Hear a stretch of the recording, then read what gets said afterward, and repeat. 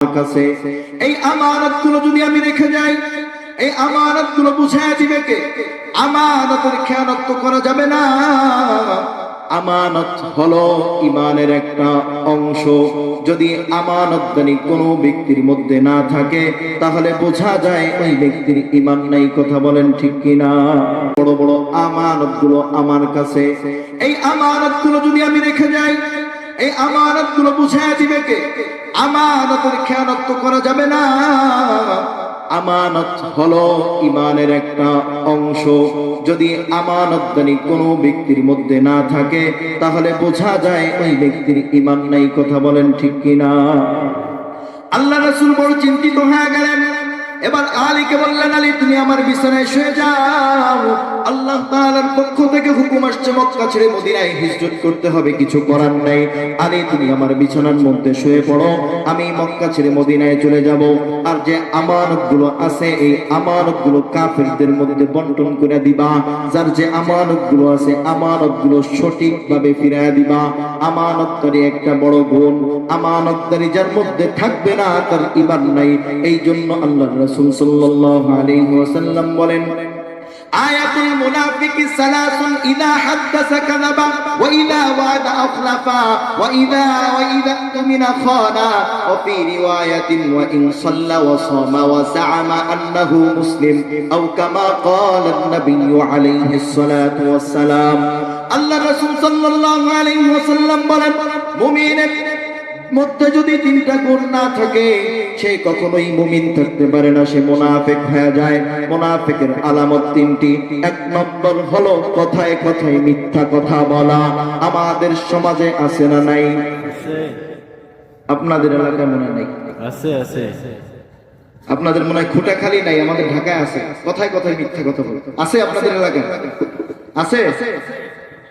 ও তাহলে সব জায়গায় আছে। আমি তো মনে করছিলাম আপনাদের এলাকায় নাই। এক নম্বর মুনাফিকের আলামত কথায় কথায় মিথ্যা কথা বলা। বর্তমান সময়ে সব থেকে বেশি মিথ্যা চলতেছে। মিথ্যা মুসলমানদের মধ্যে সত্য পাওয়া যায় না, সব থেকে বেশি মুসলমানদের ভিতরে মিথ্যা কথা। আর এই মিথ্যা কথা বলার জন্য সহজ রাস্তা আর একটা, মোবাইল আছে না, মোবাইলে মিথ্যা কথা বলতেছে। দাঁড়ায় আছে এখানে বলতেছে আমি আছি ঢাকায়।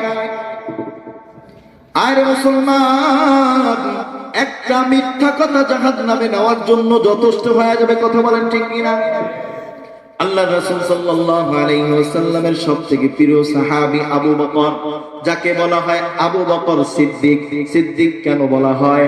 আবু বকর এমন একজন মানুষ ছিল জীবনে কোনোদিন মিথ্যা কথা বলে নাই। বলেন না সুবহানাল্লাহ। সিদ্দিক কেন দেওয়া হলো? অন্যদিকে লম্বা ঘটনা, মিরাজের ঘটনা। আল্লাহ রাসূল সাল্লাল্লাহু আলাইহি ওয়াসাল্লাম মিরাজে গেছে, মিরাজ থেকে ফিরে আসছে। আসার পরে কাফেররা আবু বকরের কাছে যায় বলতেছে, আবু বকর শুনছনি তোমার নবী মুহাম্মদ কি বলে? কয় কি বলে? কয় মিরাজে বলে আল্লাহ তাআলার আরশ আজিম পর্যন্ত গেছে, আল্লাহ তাআলার সাথে দেখা সাক্ষাৎ হইছে, বাইতুল মুকাদ্দাস পর্যন্ত বলে রাতের আধারে ঘুরে আসছে। কত বড় মিথ্যুক দেখছনি? আবু বকর বলতেছে আল্লাহর রাসূল কি বলছে? কয় হ্যাঁ আল্লাহর রাসূল বলছে। কয় আল্লাহর রাসূল যদি তার জবান দিয়ে বলে থাকে তাহলে আমি আবু বকর এটা 100 ভাগের 100 ভাগ বিশ্বাস করে নিলাম।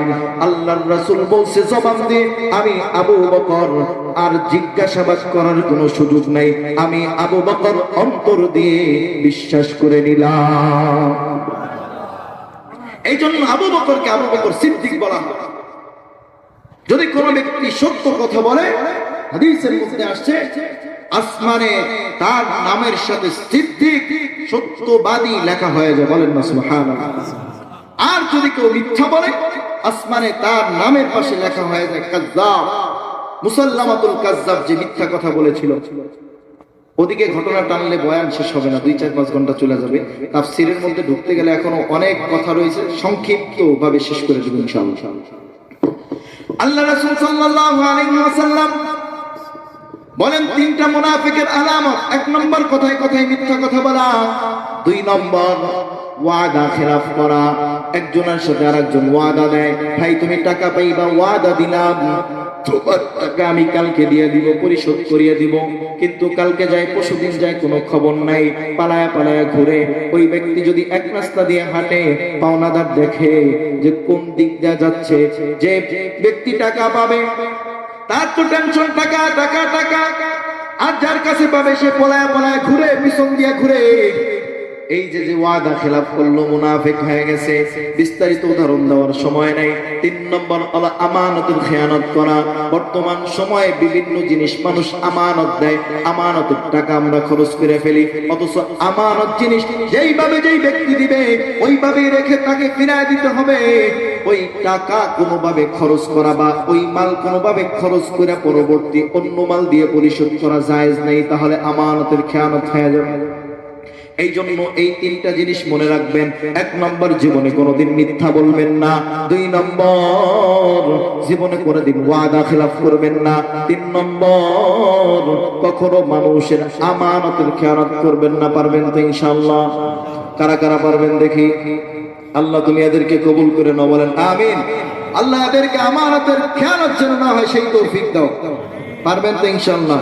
এই আমানতের খেয়ানতের মধ্যে হাজার হাজার আমল আছে যা আমরা প্রতিদিন ছেড়ে দিচ্ছি, আলোচনা করার সময় নেই। যে কথা বলতেছিলাম, আল্লাহ রাসূল মক্কা ছেড়ে মদিনায় যাবেন, বুক ভরা বড় কষ্ট।